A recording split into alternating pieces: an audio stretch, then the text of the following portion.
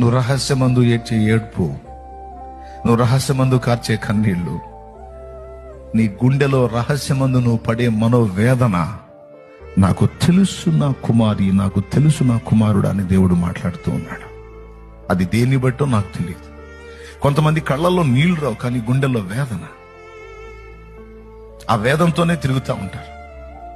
ఏడిస్తే అదొక చిన్నతనంగా ఉంటుంది, ఎందుకులే అని ఆ ఏడుపును అణుచుకొని ఆ గుండెల్లో ఆ భారాన్ని పెట్టుకొని తిరుగుతూ ఉంటారు.